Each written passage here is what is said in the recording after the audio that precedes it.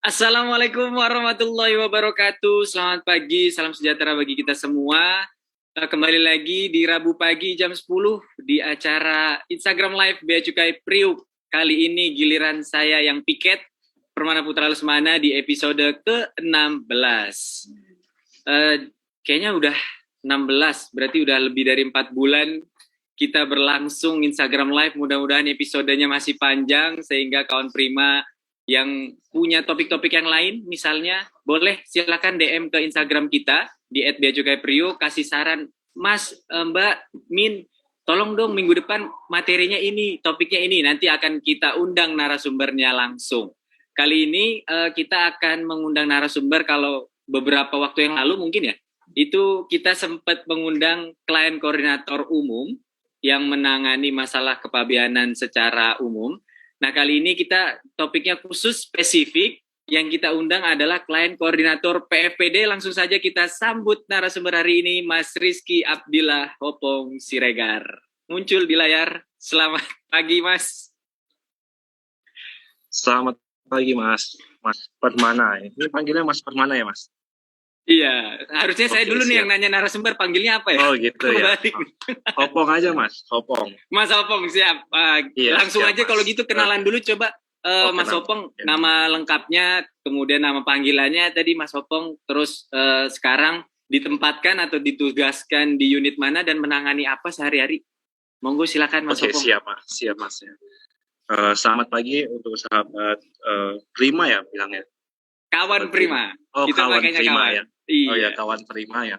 Pada kesempatan kali ini saya Rizky Abdillah Hopong Siregar sebagai narasumber pada live IG kali ini.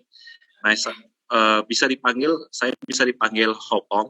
Nah, saya bertugas di Bea Cukai Tanjung Priok di BK4, seksi BK4, Bimbingan Kepatuhan 4. Nah, di sini saya bertugas sebagai klien koordinator PFPD, sebagai atau biasanya dikenal dengan sisi PFPD, Mas.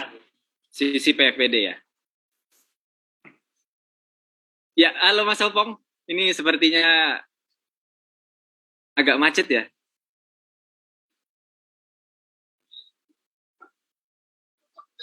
Cek, 1, 2. Ya, sambil menunggu Mas Hopong, seperti biasa ada bakti sosial hari ini, karena kita juga akan bagi-bagi hadiah berupa pouch hitam bermerek Bea Cukai Priuk. Ya, sudah tersambung lagi sepertinya Mas Hopong. Monggo, silakan dilanjut. Oh ya, siap sudah. Ini udah perkenalan gimana lagi, Mas? Oh ya, tadi apa yang tadi udah ya? Tadi? Sisi PFPD udah, ya? Udah berapa lama Mas sisi PFPD? Oh, saya sebagai sisi PFPD ini baru 1,5 tahun, Mas. Kebetulan baru ya, 1,5 tahun. Ya, kebetulan di Priok baru 1,5 tahun dan penempatan pertama di Priok itu ditugaskan sebagai sisi PFPD, Mas. Oh, langsung berarti dari awal di Priok sampai dengan saat ini dan selanjutnya mungkin ya, sisi PFPD ya? Ya, tadi kawan Prima juga yang mau bertanya silahkan bisa diketik di dalam kolom komentar live Instagram, nanti akan kita sampaikan kepada narasumber. Ingat, kali ini topiknya spesifik mengenai layanan oleh PFPD ya. 1,5 tahun tadi Mas, sempat keputus. Iya, siap Mas. Ini langsung aja kayaknya. Oh, langsung aja. Nah, ini kebetulan kita udah beberapa kali mengundang narasumber klien koordinator umum. Nah, sekarang baru kali ini klien koordinator PFPD. Kira-kira bedanya sisi umum dengan sisi PFPD kalau di Bea Cukai Priuk itu dari sisi layanannya, dari sisi jenis pertanyaan yang disampaikan, mungkin Mas bisa dijelaskan dulu? Iya, siap Mas. Untuk perbedaan utama dari sisi umum dan sisi PFPD, kalau sisi umum itu kan terkait dengan seputar pertanyaan seluruh pertanyaan tentang kepabeanan dan cukai di pelayanan APBC Tanjung Priok ya, khususnya kepabeanan. Nah, kalau di sisi PFPD ini sebenarnya pengguna jasa utama dari sisi PFPD yaitu PFPD itu sendiri. Nah, contoh pelayanannya itu dari PFPD itu meminta konfirmasi ke pengguna jasa gitu. Apakah ada dokumen yang kurang atau ini kurang jelas ini pengirimannya atau meminta pertemuan dengan PFPD. Nah, jadi meminta pertemuan dengan pengguna jasa maksudnya. Nah, jadi di sini sisi PFPD itu tujuannya itu menghubungkan antara pengguna jasa dengan PFPD gitu. Jadi nanti sisi PFPD ini sebagai orang ketiga gitu atas pertemuan atas pertemuan pengguna jasa dengan PFPD itu sendiri. Nah, mungkin ini sebagai bentuk ini juga ya Mas, sistem pengendalian internal di KPU BC Priok juga ya Mas. Ya, supaya nggak langsung ketemu dengan pejabat yang menelitinya benar. ya. Iya benar Mas. Disitulah fungsi jadi sisi PFPD ini ada gitu Mas. Tadi sempat disebutkan juga tadi ya Mas, kalau pengguna jasanya itu justru dari PFPD yang misalnya ingin melakukan konfirmasi atau ingin bertemu dengan pengguna jasa. Nah kalau dibalik misalnya pengguna jasa yang ingin menghadap PFPD itu apakah dimungkinkan juga Mas? Oh iya. Misalnya di pertengahan jalan ada, oh Pak kemarin saya lupa ada dokumen yang ketinggalan gitu. Apakah itu bisa juga? Iya bisa. Kalau untuk itu kan tadi utamanya gitu ya Mas. Untuk dibalik misalnya pengguna jasa meminta bertemu dengan PFPD itu juga bisa Mas. Nanti tinggal bisa juga ya? Iya, nanti meminta menghubungi dari teman-teman sisi PFPD atas dokumen ini ingin ketemu dengan Bapak PFPD-nya dengan tujuan misalnya konfirmasi terkait dengan dokumen ini. Itu pun sepanjang persetujuan PFPD gitu Mas. Oh, berarti kalau seandainya PFPD-nya misalnya memang beban pekerjaannya lagi banyak gitu ya, dokumennya banyak, itu belum tentu langsung juga ya? Ya, misalnya permintaan pengguna jasa ini bisa dibilang tidak bisa mengubah apapun. Gitu. Nah, di situ nanti PFPD bilang sebaiknya lakukan ini saja, tidak usah untuk konsultasi lagi gitu. Itu bisa, PFPD bisa melakukan itu, cuman biasanya tetap dilayanin kok Mas. Oh siap. Sebisa apapun mungkin itu tetap dilayani lah ya Mas ya? Iya, sebisa mungkin PFPD tetap melayanin, meskipun nanti sebenarnya pada akhirnya itu arah tujuan dari permasalahan itu emang sudah tidak bisa diubah gitu Mas. Oke. Sebagai bagian dan tanggung jawab kita melayani, apapun tetap dilayani berarti ya? Kalau ini Mas, kalau channel atau mekanisme apa ya berhubungannya nih dengan pengguna jasa, tadi kan ada yang dari PFPD ke sisi PFPD, kemudian diteruskan ke pengguna jasa. Nah itu mekanisme komunikasinya melalui apa itu Mas? Kalau seandainya PFPD ke sisi PFPD, itu mekanismenya ada dua. Yang pertama ke live chat talk to, jadi PFPD juga bisa ke live chat talk to untuk meminta konfirmasi ke pengguna jasa. Jadi melalui situ. Nah, ataupun bisa melalui WA pribadi masing-masing sisi PFPD. Itu juga bisa dimungkinkan. Nah, nanti dari sisi PFPD ke pengguna jasa ini nanti melalui telepon dari sisi PFPD. Berarti direct langsung dihubungi pengguna jasanya ya Mas ya? Iya, melalui nomor telepon dari sisi PFPD gitu. Ada kemungkinan juga sisi PFPD ini akan menghubungi by chat di WA gitu Mas. Karena banyak ini pengguna jasa itu HP-nya nggak aktif gitu Mas. Nah itu dia berarti itu catatan itu ya. Iya. Entah padahal dia sebagai pengguna jasa ini sebagai PIC dari dokumen ini. Tapi ketika dihubungin, mungkin kan ada tipe orang yang kalau seandainya dihubungin nomor tidak dikenal, tidak mau mengangkat. Oh iya. Ya, atau saya termasuk kayaknya ya. Nah itu wajar sih emang Mas. Atau HP-nya disetting kalau tidak ada di kontaknya nggak bisa dihubungin gitu. Oh iya ada juga. Ya, nah itu bisa disetting gitu kan Mas. Itu sering kendala gitu. Kami sudah mencoba menghubungin 3 kali, lebih dari 3 kali bahkan nggak bisa. Tapi begitu di WA langsung centang biru. Nah, jadi beberapa kondisi emang kami melakukan komunikasinya by WA gitu Mas. Oh, by WA. Itu pun hanya sebatas konfirmasi itu. Kalau seandainya nanti pengguna jasanya tiba-tiba kembali nanya nih ke kami, kan dia ada nomor WA kami jadinya kan, itu kami nggak akan menjawab. Kami tetap mengarahkan ke live chat sisi PFPD. Gitu Mas. Live chat sisi PFPD. Itu live chat sisi PFPD itu berbeda dengan bit.ly chat BC Priok atau sama Mas? Ya, beda Mas. Untuk live chat beda sisi, ya sisi umum kan bit.ly garis miring chat BC Priok ya. Kalau untuk di sisi kalau live PFPD, chat sisi PFPD nih, coba diinfoin dulu. Untuk live chat sisi PFPD itu ada di bit.ly garis miring chat sisi PFPD. Itu caps lock semua atau kecil semua Mas? Ya, mulai dari chat sisi PFPD caps lock semua Mas. Caps lock semua ya. Iya. CHAT CC PFPD. CC PFPD, iya benar Mas. Ya, silakan kawan Prima yang ada pertanyaan atau konfirmasi ke PFPD dapat menghubungi tadi, mengunjungi bit.ly/chat sisi PFPD caps lock semuanya. Tadi juga mohon didengarlah ini curhatan dari sisi PFPD nih. Kalau mencantumkan nomor handphone yang merasa menaruh dokumen, jadi tolong dipantau handphonenya. Siapa tahu ada yang menghubungi dari Bea Cukai terkait dengan konfirmasi dari PFPD. Yes. Kalau boleh ditanya lagi Mas, itu nomor handphone yang dari pengguna jasa itu dilihatnya dari aplikasi yang mana ya Mas? Mudahnya sekarang itu dari Siap Mas. Di Siap, dari Siap pelayanan. Ya? Iya, dari pelayanan itu ada meninggalkan kontak isinya dokumen. Bisa dari Berarti Siap, dari database sebelum-sebelumnya yang pernah berkunjung ke sini atau pernah konsultasi begitu ya? Iya. Dari Siap bisa, dari riwayat live chat juga bisa Mas. Banyak sih mekanisme untuk mencari nomor pengguna jasa gitu. Nanti mentok kalau dari Siap nggak ada, dari live chat nggak ada, dari Google. Kalau nggak ada, ya. Kalau nggak ada dari Google, ya, sudah susah. Dari doa aja lah. Sudah doain dari semoga doa aja. terjawab. Semoga pesan dari PFPD itu dapat tersampaikan dengan baik ke pengguna jasa gitu. Iya baik. Ini sudah ada yang masuk nih pertanyaan. Mungkin kita sambil nanya sambil nyampein pertanyaan yang udah masuk ya Mas ya.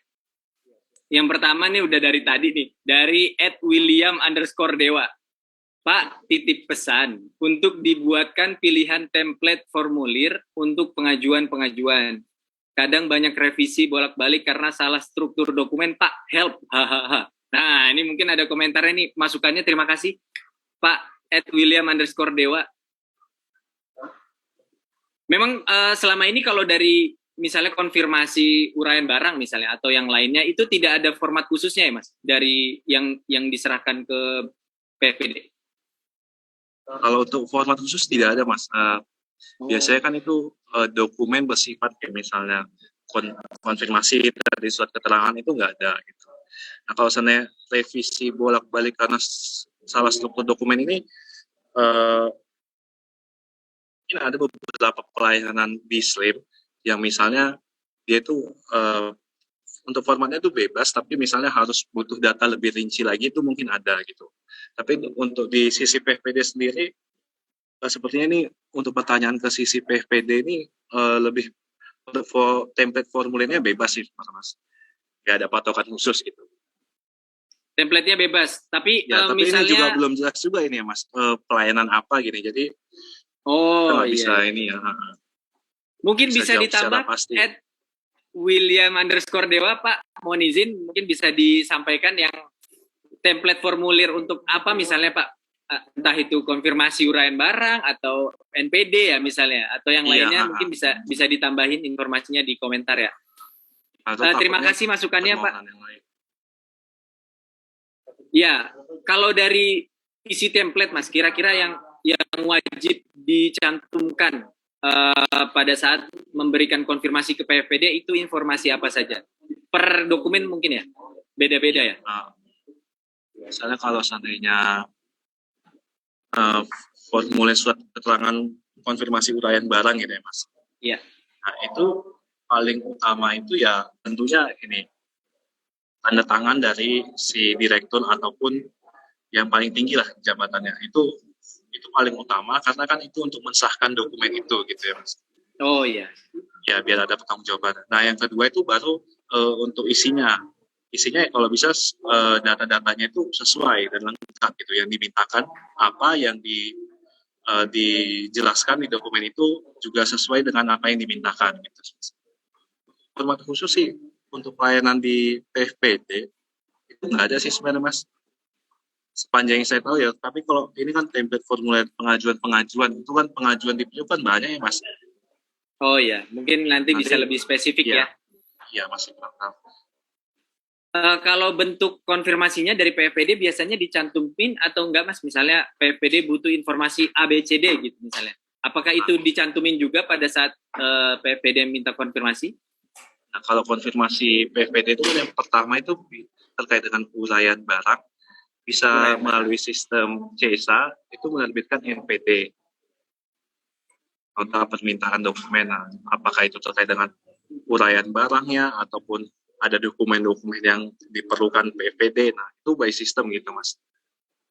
Oh, berarti Misalnya, pasti ada informasi yang diminta apa saja gitu ya, Mas ya? Oh, tidak selalu pasti, Mas. Bisa saja ada dokumen sudah submit PIB, PFPD itu tanpa memintakan dokumen tambahan, itu sudah oke, sudah setuju gitu. Itu tetap memungkinkan. Tetap memungkinkan, tapi kebanyakan PFPD tetap membutuhkan dokumen tambahan tadi itu bisa melalui NPD terkait dengan konfirmasi uraian barang ataupun dokumen lainnya, bisa juga dengan menerbitkan INP. INP ini terkait dengan nilai yang diberitahukan si pengguna jasa, dalam hal ini importir. Oke, baik. Terima kasih Mas Hopong atas jawabannya. Ini mulai banyak nih yang nanya. Kita lanjut dulu ke pertanyaan berikutnya, Mas. Dari RRRR-nya banyak. Rifat, Pak bertanya seputar pengurusan COO ke sisi umum apa ke sisi PFPD ya? Mungkin maksudnya penyerahannya ya? Atau pertanyaan teknisnya? Kalau seandainya pertanyaan terkait dengan COO, kalau seluruh pertanyaan itu kan sebenarnya bisa ke sisi umum ya. Pertanyaan itu bisa ke sisi umum, tapi nanti ada beberapa hal sisi umum akan melempar ke bidang-bidang teknis terkait gitu. Nah, saran saya untuk COO sebaiknya langsung saja ke sisi PFPD gitu. Oh, oke, baik. Ya, tapi mungkin pertanyaannya kalau seputar pengurusan COO ya mungkin ke negara asal masing-masing kali ya, Mas. Tapi kalau tentang pertanyaan CO ini komponen-komponennya ini apakah diterima PFPD atau enggak, itu bisa ke sisi PFPD. Oh, kalau pertanyaan teknis pengisian lah ya, kira-kira ya? Ya, misalnya atau kalau seperti apa? Misalnya ini diisi A, ini bisa diisi B gitu. Kira-kira memungkinkan nggak Pak untuk CO-nya diterima PFPD? Nah, itu bisa ke sisi PFPD. Itu pun nanti sisi PFPD akan berkonsultasi dengan PFPD jika muncul case baru gitu. Nah. Oke, baik. Ini nyambung juga nih dengan pertanyaan berikutnya dari @alwin handaya. bit.ly chat sisi PFPD not found, Pak. Iya, not found karena caps lock semua ya. Mohon izin ya, Bapak ya, Alwin Handaya. Chat sisi PFPD CHAT CC PFPD itu di caps lock semua. Mudah-mudahan langsung bisa. Bukan mudah-mudahan sih, pasti langsung bisa. Dijamin.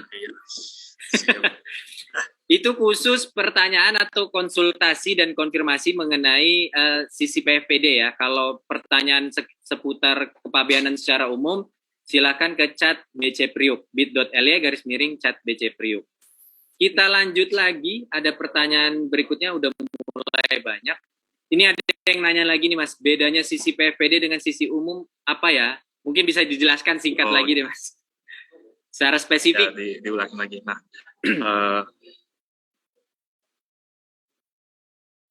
oke, siap Mas. Nah, untuk sisi PFPD ini sendiri perbedaan dengan sisi umum. Nah, kalau untuk sisi umum itu pertanyaan hampir bisa dibilang seluruh pertanyaan itu bisa ke sisi umum terlebih dahulu. Sisi terkait dengan seluruh pelayanan kepabeanan di Bea Cukai Tanjung Priok. Nah, tapi ada beberapa pertanyaan yang sebaiknya langsung ditanyakan ke sisi PFPD untuk memudahkan pengguna jasa gitu, untuk mendapatkan respon yang cepat gitu. Karena secara statistik data yang ada di pelayanan di sisi umum ini sangat banyak. Jumlah chatnya itu sehari itu bisa mencapai ratusan lebih gitu. Bahkan hampir ribuan gitu. Nah, daripada capek-capek ngantri di sisi umum nih, sedangkan pertanyaannya itu bisa ke sisi PFPD. So, mending ke sisi PFPD. Nah, pertanyaannya itu bisa terkait dengan status PIB, konfirmasi terkait dengan SPPL, konfirmasi terkait BNP dan NPD gitu. Nah, itu bisa langsung ke sisi PPD aja. Dan juga SPTNP. Fast track ya? Iya, biar langsung cepat gitu. Jadi kan biar langsung fast track. Iya. Pasti ada tujuannya kenapa dibuat 2 live chat ya gitu ya Mas. Bahkan ada live chat Duktek juga. Nah, tujuannya kan untuk lebih spesifikasi. Jadi memudahkan teman-teman di sisi umum, memudahkan pengguna jasa yang bertanya terkait pertanyaan yang nggak bisa dijawab di sisi PFPD gitu. Ini kalau seandainya pertanyaan yang sebenarnya bisa di sisi PPD ke sisi umum, nah pertanyaan di sisi umum nanti numpuk, menyebabkan pertanyaan yang hanya bisa dijawab sisi umum tuh nggak terjawab takutnya. Oh iya. Jadi mending langsung Salah ke kamar sisi. ibaratnya nih kalau badminton salah kamar. Iya, salah kamar. Jadi salah kamar. Baik, makasih Mas Opong nih. Luar biasa banget nih, banyak informasi baru juga yang tadi disampaikan. Jadi jangan lupa kalau memang pertanyaannya sudah spesifik mengenai status NPD misalnya, konfirmasi uraian barang, atau alasan SPTNP, atau SPBL, silakan langsung chatnya ke sisi PFPD saja. Karena antriannya biasanya lebih sedikit karena menangani spesifik permasalahan atau pertanyaan mengenai PFPD ya. Iya. Kemudian pertanyaan berikutnya, ini sebetulnya tidak sesuai dengan topik, tapi nggak apa-apa, kita bacain nanti jawabannya bit.ly/chat BC Priuk ya. Dari @destiwidi, izin Min menanyakan terkait pengeluaran sebagian sebelum Nopen, apabila sudah submit PIB, sudah SPPB, prosedurnya bagaimana? Mohon maaf, mohon izin Ibu @destiwidi, nanti mungkin pertanyaan, ya. Untuk pertanyaan ini ke sisi umum ya tetap bisa, sisi PPD juga bisa menangani terkait. Oh, sisi PPD juga bisa. Monggo silakan kalau bisa dijawab. Ya, untuk ini ya, pertanyaannya oke juga ini Mas, sangat bagus ini. Waduh, oke dengan juga nih. SPBL nih, pengeluaran sebagian. Bisa dapat hadiah nih berarti ya? Iya, bisa ini sebenarnya Mas. Ada hadiahnya juga tadi ya Mas di awal ya. Ada dua orang. Oh, dua penanya ya. Bisa dilanjut dulu mungkin Mas jawabannya? Ya siap Pak. Untuk pengeluaran sebagian Nopen apabila sudah submit PIB, sudah SPPB, prosedurnya bagaimana? Oh berarti ini ceritanya ini jalur hijau ya, bisa dibilang jalur hijau. Nah untuk pengeluaran sebagian sebelum Nopen, untuk jalur hijau ini tidak diperlukan lagi respon SPBL dari PFPD gitu. Oh. Jadi bisa langsung dikeluarkan dengan syarat surat pengeluaran persetujuan dari bidang terkait ini dilampirkan nanti di permohonan pengeluarannya. Tapi kalau untuk jalur merah, itu tetap membutuhkan SPBL dari PFPD. Nah, nanti PFPD menerbitkan SPBL, lalu nanti SPPB-nya sudah muncul, akan ada SPPB catatan. Nanti di SPPB itu nanti ada catatannya yang barang mana yang boleh dikeluarkan gitu. Itu terkait dengan pengeluaran sebagian sebelum Nopen. Gitu. Kalau jalur kuning sama dengan jalur merah berarti ya Mas ya? Untuk kuning saat ini nggak ada ya kali Mas. Udah nggak ada jalur kuning. Oh iya, digabung jadi satu. Jadi gabung menjadi satu. Baru-baru aja Mas, itu Mas. Ya, terima kasih Ibu @destiwidi, semoga terjawab tadi pertanyaannya. Bagus kata narasumber, mudah-mudahan dicatat oleh operator ya.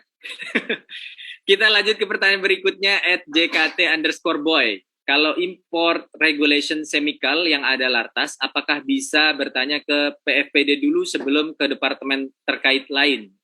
Misalnya ke Kementerian Lingkungan Hidup, sebab kargo saya chemical. Ini apakah melayani pertanyaan terkait Lartas juga Mas di sisi PFPD? Ya, bisa juga Mas. SPBL kan terkait dengan Lartas ya Mas. Surat penertiban barang Lartas gitu Mas. Nah, terkait dengan pertanyaan tadi, ini sebaiknya kan bea cukai itu kenapa dapat ada beberapa jenis uraian barang ataupun HSP yang dikenakan Lartas itu karena aturan dari kementerian terkait. Jadi terkait dengan regulasinya itu bisa ditanyakan ke kementerian terkait terlebih dahulu gitu. Nah, di INSW itu sendiri juga sudah ada kok kode untuk uraian barang ini, ketentuan atasnya di peraturan yang mana itu sudah ada. Gitu. Bea cukai di sini kan hanya mendapatkan aturan titipan gitu ya Mas, ceritanya kan gitu. Nah, jadi mengeksekusi nanti sesuai dengan aturan dari kementerian terkait. Gitu. Jadi saran saya kalau ingin bertanya tentang regulasi, ya tetaplah ke kementerian mengeluarkan aturan, itu yang paling utama. Baik, terima kasih Mas Opong. Semoga tadi terjawab @jkt_boy. Jadi kalau memang terkait Lartas, diusahakan bertanya langsung kepada yang punya peraturan. Karena Bea Cukai hanya menjalankan peraturan titipan saja. Beralih ke pertanyaan berikutnya di @suci pakai H_. Ini ada beberapa pertanyaan. Yang pertama, jika PIB jalur merah, barang kena uji lab oleh PFPD, berapa lama PIB kami dapat diputus oleh PFPD? Uji lab nih ya, yang pertama. Yang kedua, bagaimana caranya agar PIB kami dapat jalur hijau lagi? Karena sudah sebulan ini dapat jalur merah terus. Monggo silakan, mungkin bisa ditanggapi Mas Topo. Siap. Ya, siap Mas Permana. Saya jawab yang ini dulu aja ya Mas, yang bagaimana cara agar PIB kami dapat jalur hijau lagi. Oh boleh. Untuk ini apa ya?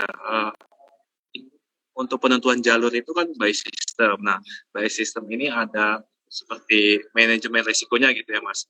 Nah, misalnya kalau jalur merah itu imported baru, barangnya baru, terus barangnya itu jumlahnya, jenisnya itu banyak gitu.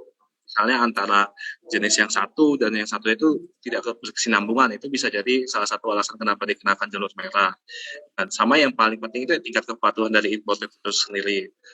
Jadi kalau mau dapat jalur hijau itu secara teori ya saya sampaikan, untuk dapat jalur hijau itu ya ini ya kriterianya mungkin tidak pernah kena noto lah, SPTMP, ataupun barangnya itu sudah fix ya, track record-nya itu importernya itu dinyatakan patuh gitu ya. Itu pun tetap sekali lagi itu by system untuk penetapan jalurnya gitu. Tapi diusahakan jangan sampai kena notul, kemudian patuh, jangan kena pelanggaran gitu ya Mas ya. Pelanggaran seperti itu. Nah, nanti kalaupun ternyata sudah patuh dan segala macamnya menurut importer sudah dilakukan dan kena jalur merah lagi, ya itu di luar kendali dari tim sisi PFPD gitu ya. Nah, untuk pertanyaan berikutnya nih kepada Suci pakai H ini. Nah, untuk uji lab ini ya emang harus kami akuin ya, status uji lab ini bisa dianggap oleh pengguna jasa ini itu prosesnya lama gitu. Nah, karena di sistem CESA sendiri status yang muncul di portal pengguna jasa itu hanya waktu uji lab gitu. Nah, jadi misalnya PPD klik waktu uji lab misalnya tanggal 6, nah itu nanti muncul di portal pengguna jasa. Padahal sebenarnya untuk uji labnya itu barangnya bisa saja diantarkan nanti sore. Kalau nanti sore misalnya jam 6 pukul 4 sore gitu, nah otomatis diperiksa besok tanggal 7. Nah, jika mulai diperiksa oleh petugas lab itu di portal pengguna jasa itu nggak muncul. Jadi pengguna jasa menganggap itu sudah berjalan sehari. Padahal untuk janji layanan uji lab itu ada di peraturannya itu 3 hari kerja, tapi dengan catatan sejak alat uji lab siap, diuji ya? Siap diuji, petugas siap untuk melakukan pengujian, alatnya ready, tidak ada yang rusak, intinya benar-benar siap gitu. Nah, permasalahannya di sistem CESA itu ataupun portal pengguna jasa itu tidak muncul status seperti itu. Jadi misalnya status waktu uji lab, bahkan untuk hasil uji lab keluar aja itu tidak muncul di CESA. Jadi terkadang pengguna jasa itu melihatnya itu lama gitu. Misalnya waktu uji lab tanggal 6, tapi nanti bisa diputus PFPD itu tanggal 10, katakanlah tanggal 12 Juli itu bisa memungkinkan. Karena bisa saja hasil uji labnya itu munculnya tanggal 9. Nah, atas hasil uji lab yang muncul ini pun PFPD meneliti lagi dengan janji layanan 3 hari kerja paling lama. Nah, setelah hasil ujinya diterima PFPD ya Mas ya? Ya benar Mas. Nah permasalahannya itu di pengguna jasa, hasil uji lab itu tidak muncul. Jadi pengguna jasa menganggapnya itu waktu cut off perhitungan si PFPD meneliti itu nggak muncul. Jadi seolah-olah lama gitu Mas. Kalau dari pengguna jasa nih buat tahu status terakhirnya ada di mana, itu ditanyakan ke sisi PFPD apa bisa Mas? Ya bisa, maka dari itu untuk mengetahui statusnya itu tanya aja ke live chat sisi PPD, nanti tim sisi PPD akan melanjutkan ke tim barang contoh gitu.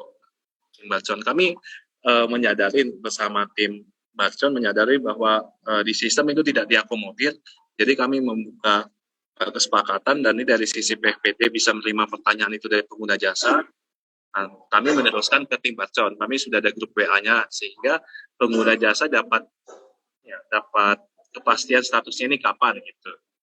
Nanti pun dari tim Barcon itu ada estimasi waktunya kapan akan dikeluarin gitu.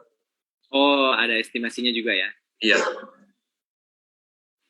Jadi itu semoga terjawab. Ed Suci, terima kasih sudah bertanya. Jadi jangan segan-segan, jangan malu-malu. Kalau memang mau nanyain status dokumen, proses di PFPD, silakan ke bit.ly/chat sisi PFPD caps lock semua ya. Khusus untuk status dokumen yang sedang diteliti oleh diperiksa PFPD. Kalau statusnya narasumber, nanti Japri via WA sendiri aja ya. Ini ada lagi pertanyaan dari Etrial Dewi.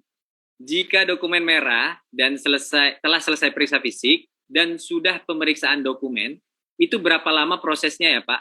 Karena saya pernah lebih dari 3 hari baru putusan karena PFPD cuti. Itu bagaimana solusinya kalau seandainya barang urgent dan PFPD-nya cuti? Monggo Mas, mungkin bisa ditanggapi dulu. Oke, baik, siap. Terima kasih Mas Permana. Ini untuk janji layanan itu benar 3 hari kerja gitu. Nah, tapi jika PFPD menerbitkan NPD dan DNP terkait dengan NPD tadi konfirmasi terkait dengan barang dan dokumen lainnya, itu nanti waktunya patokannya tidak lagi ketika selesai periksa fisik, tapi patokannya ketika PFPD menerbitkan respon terakhir gitu. Respon terakhir itu tadi bisa jadi NPD dan DNP. Nah, misalnya ternyata lebih dari 3 hari kerja itu banyak potensinya itu alasannya karena apa? Bisa tadi karena uji lab tadi bisa memungkinkan. Kenapa lebih dari 3 hari kerja? Karena uji lab, karena ada respon NPD dan DNP. Nah, kalau karena PFPD cuti itu juga memungkinkan, cuman setahu saya kalau seandainya PFPD-nya cuti itu nanti otomatis akan terledis ke PFPD yang baru gitu. Oh, dipindahkan ke PFPD yang lain gitu ya? Nah, dilimpahkan kewenangan dokumen ini dilimpahkan ke PFPD yang baru, jadi PFPD yang baru akan mengeksekusi dokumen itu. Seperti itu ya Mbak Tial Dewi. Kalau untuk solusinya karena barang urgent ya sebenarnya kalau setiap importasi itu pasti seluruh barang yang diimpor itu penting bagi pengguna jasanya kalau itu kan. Ya. Ya semoga cepat naik jalur lah ya, kita doain ya, semoga cepat naik jalur. Ya, supaya tidak ada pemeriksaan fisik. Baik, ini lanjut lagi nih pertanyaannya mungkin mewakili banyak kawan prima di luar sana dari @ANWRMLNA. Apakah sisi PFPD bisa dihubungi 24 jam, Pak? Nah, ini gimana kalau dari layanan sisi PFPD ini, Mas? 24 jam atau belum? Untuk saat ini belum. Untuk sisi PFPD masih jam kerja seperti biasa, Senin sampai Jumat, dan di jam kerja gitu. Di jam 12 ada istirahat gitu. Untuk live chatnya seperti itu. Nah, mungkin kalau 24 jam itu kan bisa ke live chat ke sisi umum tadi ya Mas. Oh iya, ada sisi umum ya. Ada sisi umum. Nah, karena dari jumlah personilnya pun di sisi umum lebih banyak gitu dibandingkan dengan sisi PFPD gitu. Dan juga seperti di awal tadi kan fokus utama dari sisi PFPD ini kan sedikit berbeda mungkin dengan sisi umum. Dia lebih fokus untuk permintaan PFPD tadi ke pengguna jasa dan pengguna jasa dengan PFPD lebih fokus untuk pertemuan antara pengguna jasa dan PFPD gitu. Kalau untuk pertanyaan-pertanyaan ini sampai saat ini masih difokuskan ke satu pintu istilahnya di live chat sisi umum gitu, terkait dengan pelayanan 24 jamnya. Itu Mas. Baik, terima kasih Mas Opong. Terima kasih juga tadi yang sudah bertanya. Kita lanjut dulu karena cukup banyak nih yang belum disampaikan. Lagi-lagi dari bagus Beko. Dari @alwin handaya nanya lagi nih. Pada aplikasi POM-D untuk sampel apakah wajib dideklar? POM-D untuk sampel, barang sampel. Untuk barang sampel misalnya gratisan gitu ya Mas? Ini maksudnya gitu. Iya Mas. Mungkin kita ini aja ya, kita ambil misalnya barang sampelnya itu gratisan dari si negara asal itu ngasih barang sampel gitu. Jadi kan barang sampel biasanya gratisan. Nah untuk di form D-nya tetap di-declare aja gitu. Di PIB-nya khususnya juga di-declare aja. Gitu. Tetap di-declare. Jadi tetap di-declare ya Mas, meskipun itu sampel ya? Iya. Ya, semoga terjawab tadi pertanyaannya. Kemudian kita langsung cepat aja karena masih banyak. Ini dari @Cindy Amelia L. Kapan ada sosialisasi mengenai SKA atau COO? Nah, ini sudah ada jawabannya. Jadi Ibu, sebetulnya kita sudah beberapa kali mengadakan pasta atau paham seputar aturan. Itu kita membahas spesifik mengenai SKA, mulai dari kriteria consignment, kriteria pengiriman, dan kriteria satu lagi consignment, ship. Satu lagi pengisian ya. Jadi itu sudah lengkap. Kita sudah upload di YouTube KPU Bea dan Cukai Tipe Tanjung Priuk. Silahkan mengunjungi laman YouTube kami karena video pembelajarannya sudah kami upload. Dan juga video sosialisasinya yang telah lalu, yang pernah kami buat, yang pernah kami adakan, itu juga telah kami upload di YouTube channel kami. Jadi silahkan dikunjungi. Kalau belum sempat mengikuti sosialisasinya, bisa dipantau melalui YouTube. Itu mungkin jawaban untuk Cindy Amelia. Terima kasih atas pertanyaannya. Mungkin ke depan kita nanti akan agendakan lagi online class mengenai SK. Jadi ditunggu aja. Berikutnya pertanyaan dari @tohir_D233. Mohon izin bertanya Pak, bisa atau tidak respon SPKTNP dikirimkan ke modul PIB? Karena selama ini hanya dikirim langsung via pos, dan sering kejadian importir tidak merasa menerima SPKTNP dan tahu-tahu PIB-nya diblokir. Nah, mungkin ini bedanya SPKTNP dengan SPTNP bagaimana ini, Mas? Oh ya, kalau untuk SPTNP itu kan dari PIB yang sedang berjalan baru diputus PFPD sebelum waktunya 30 hari SPTNP dinotul karena misalnya ada kesalahan pos tarif barang ataupun nilai pabean ataupun fasilitas yang tidak dapat disetujuin gitu ya Mas. Nah, untuk SPKTNP ini penetapan kembali tarif nilai pabean. Jadi ini untuk dokumen-dokumen yang sudah selesai gitu Mas. Misalnya dokumen bisa ditarik 2 tahun terakhir, dokumen tahun 2021. Nah, ternyata ada pemeriksaan. Biasanya ini jalur hijau. Jalur hijau kan pemeriksaannya dokumennya belakangan gitu Mas. Nah, setelah diperiksa ulang, ternyata harusnya ada penerimaan negara gitu. Ada kekurangan membayar biaya masuk atau kekurangan biaya masuk gitu. Nah, nanti diterbitkan SPKTNP oleh PFPD tim penelitian ulang gitu. Nah, untuk responnya sendiri emang tidak dikirim ke modul PIB, Mas. Terus saat ini tidak dikirim ke modul pengguna jasa, mau baik modul ataupun portal pengguna jasa gitu. Nah, kalau untuk ditanya bisa atau tidaknya itu, saya sendiri tidak bisa menjawab ya, Mas. Karena ini kan yang terkait dengan sistem. Mungkin nanti tim dari IKC ataupun tim Duktek yang bisa ini mengakomodir ini kalaupun emang dirasa perlu untuk dikirim langsung ke portal pengguna jasa. Memang kejadian-kejadian seperti tidak sampai ke alamat itu memungkinkan sebenarnya. Yang jelas ini bukan dari penelitian PFPD awal ya Mas berarti ya? Dokumennya ya. Sudah dilepas oleh PFPD yang menangani sebetulnya ya? Iya, jadi diperiksa ulang gitu, diteliti ulang. Periksa. Baik, semoga terjawab tadi dari pertanyaan dari @tohir_D233. Kita lanjut pertanyaan lagi dari @destiwidi. Satu lagi Pak, ada NPD dan Dislim sudah diterima. Ternyata kita cek berkas NPD yang kita submit masih ada yang kurang. Itu bagaimana untuk menyusulkan berkasnya? Destiwidi ya, tadi sudah nanya ya ini terkait dengan pembayaran sebagian kayaknya. Nah, untuk seperti ini kan misalnya NPD ataupun DNP ya, sekaligus saja saya jelaskan juga DNP, misalnya Dislim sudah diterima oleh petugas gitu. Ternyata petugas menerima ada dokumen yang dianggap si importer ini ada yang salah ataupun ada yang kurang mau ingin disampaikan kembali. Nah, untuk disampaikan kembali itu kan Dislim menutup ya Mas, kalau sudah diterima maka sudah dikunci gitu Mas, nggak bisa dimasukin lagi dokumen-dokumen tambahan. Nah, jadi nanti untuk mengakomodir dari sistem di stream tidak bisa masuk lagi dokumennya, dari tim sisi PVD itu menyediakan layanan untuk dikirim ke email sisi PVD, Mas. Oh, masih bisa berarti ya? Masih bisa dikirimkan ke email sisi Mekanismenya PVD. bagaimana itu, Mas? Apakah harus Tinggal live chat dulu ke sisi PVD? Bisa langsung dikirimkan ke email, bisa juga ke live chat dulu. Kami ingin menyerahkan ini, nanti dikirim ke email. Gitu. Tapi saran saya langsung saja nggak masalah gitu. Nanti kan di email itu kan kelihatan mana yang pesan yang baru dan belum dibaca itu kelihatan. Nanti akan kami sampaikan ke PVD gitu. Yang penting berarti masih bisa diakomodir ya? Iya, benar. Emailnya apa itu, Mas? sisipvdpriok@gmail.com. sisipvdpriok@gmail.com ya. Kecil semua. Nyambung. Kecil semua, Mas.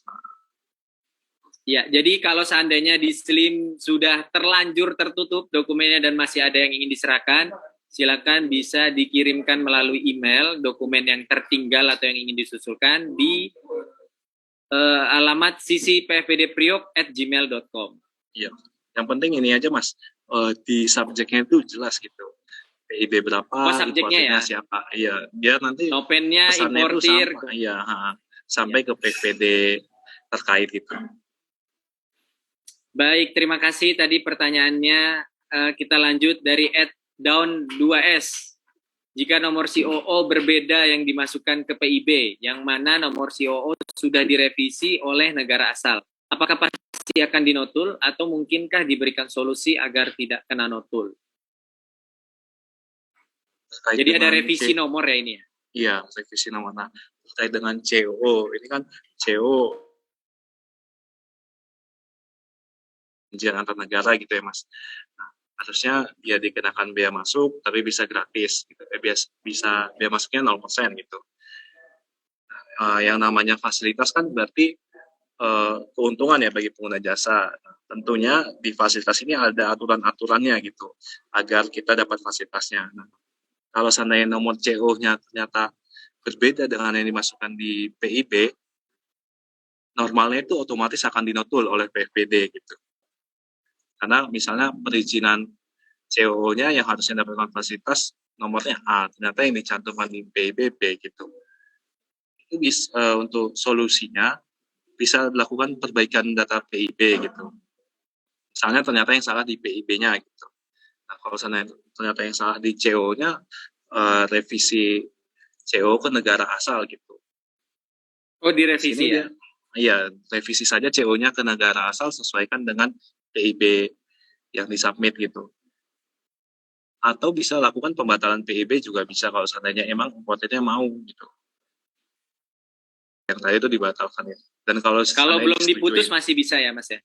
Pembatalan. Iya. Dan sepanjang masih bisa disetujui, mungkin kalau saya pembatalan PIB agak sulit sih sebenarnya, Mas. Mungkin perubahan data PIB saja gitu. Perubahan data ya? Iya, itu pun sepanjang diarahkan untuk perubahan data.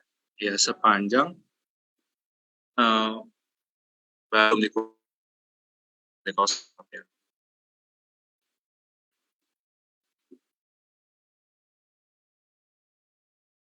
Ya.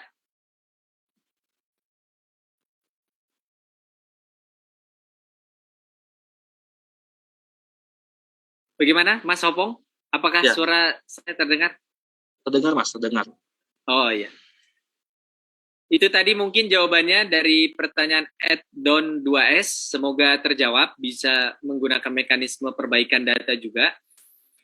Kemudian pertanyaan berikutnya dari @saipulrazan78. Izin bertanya, apakah SPBL atas lartas tertentu pihak PFPD harus koordinasi dengan pihak P2? Karena proses bisa memakan waktu yang agak lama. Belum barang kena segel, apakah bisa di satu pintu dari PFPD-nya? Monggo Mas, tanggapannya bagaimana nih SPBL? Ya, terkait dengan SPBL atau status. Nah, untuk SPBL itu tetap PFPD harus tetap berkoordinasi dengan P2 gitu. Untuk layanan pemenuhan lartas atas SPBL pun kan PIC-nya P2 gitu. Jadi kalau seandainya satu pintu dari PFPD itu sepertinya tidak bisa gitu. Mungkin memudahkan pengguna jasa, tapi dari sisi apa ya istilahnya, untuk pengawasan. community protector fungsi dari DJBC itu bisa sangat riskan kalau hanya satu pintu dari PVD, harus tentu ada bidang lain dari P2 terkait dengan pengawasannya tadi Mas. Mungkin harus Terima tetap kasih P2 Mas dan Opong. PVD. Semoga terjawab tadi. Jadi memang dari sisi pengawasan tidak dimungkinkan untuk satu pintu ya. Berikutnya pertanyaan dari @nendi.aprianto33. Siang Min, izin bertanya kenapa respon DNP terbit terlebih dahulu sebelum barang diperiksa atau SPJM? Nah ini sebenarnya kalau dari mekanisme penelitian itu PFPD dulu yang teliti dokumen atau pemeriksanya dulu yang bongkar kontainernya nih Mas?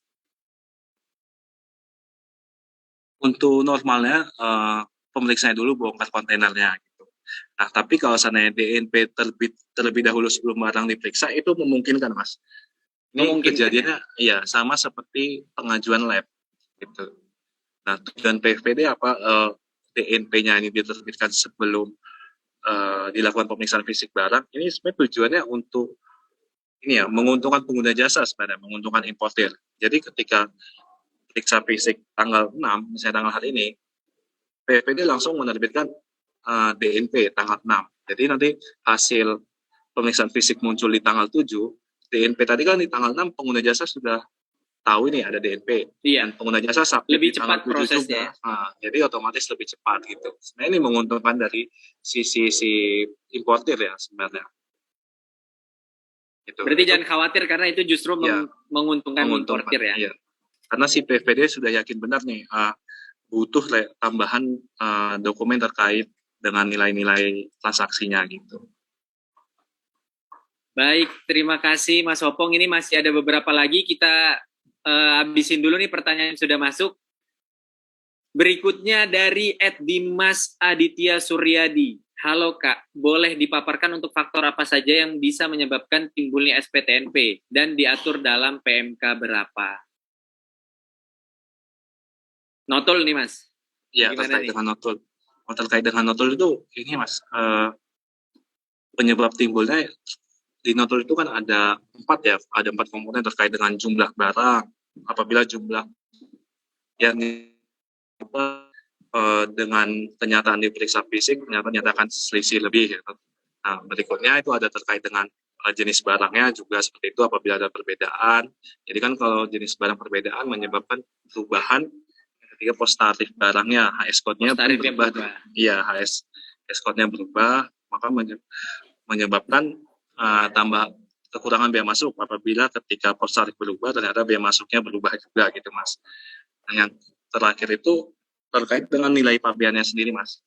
Nilai yang diberitahukan si importer ini menurut PVD itu terlalu rendah gitu Mas. Misalnya barang sepeda diberitahukan PVD dengan merek tertentu, diberitahukan pengguna jasa importir harganya 1.000. Nah, menurut PVD itu nggak masuk akal 1.000. Jadi PVD akan memutuskan nilainya menjadi 2.000. Nah, itu akan menyebabkan timbulnya respon SPTNP.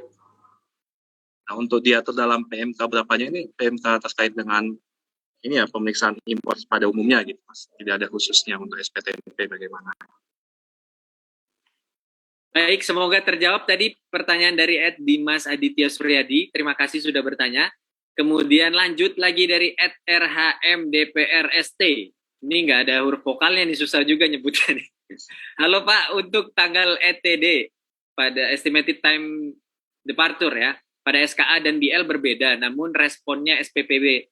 Apakah akan dikenakan notul di kemudian hari? ETD pada SKA dan ETD di BL-nya berbeda. Untuk responnya sudah SPPB ya, kemungkinan bisa jalur hijau atau untuk dikenakan notul enggak, ini sepanjang ETD-nya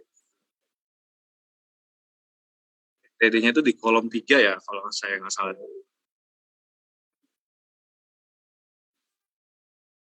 Kemungkinan nggak dikenakan notol gitu di kemudian hari.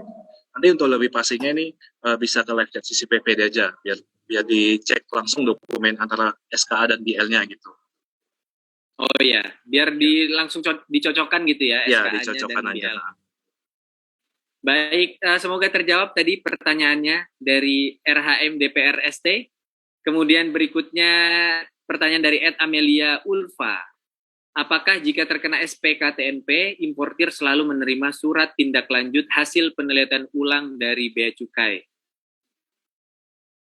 Kalau ini SPKTNP sama seperti yang tadi Mas, tetap menerima surat tindak lanjut hasil penelitian ulangnya, misalnya hasilnya apakah ada muncul pemungutan negara lagi. Nah, itu nanti pengirimannya ke via pos tadi, seperti yang tadi tetap di dapat atas tapi sudah. via pos ya?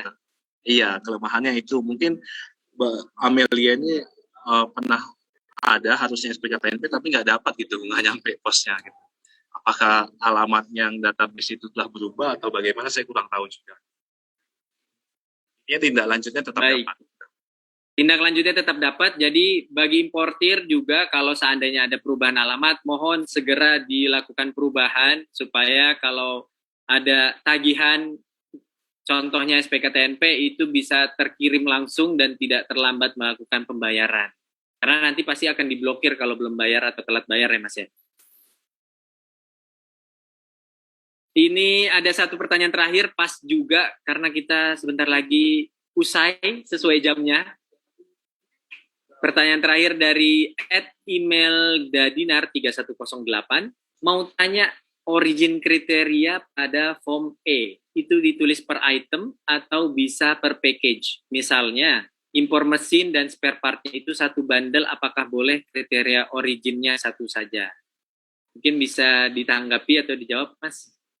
Iya sih Mas, untuk dengan satuan di CO ya Mas, ini saran saya itu satuannya sama seperti yang di PIB gitu, harus jelas karena terkait fasilitasnya itu apa yang ada di CO itu tadi yang akan disamakan dengan PIB. Misalnya di CO-nya ternyata dapatnya 7, di PIB dapat ada mencantumkan 8, yang dapat itu hanya 7 saja gitu. Jadi misalnya ini impor mesin dan spare part-nya itu satu bundle, apakah boleh? Ya di CO-nya bisa mungkin dibuat satu aja, bisa satu kesatuan ya Mas. Nah, nanti tinggal di PIB-nya apakah mau di breakdown atau enggak. Itu pun nanti kalau ini sepertinya harus diteliti lebih lanjut lagi.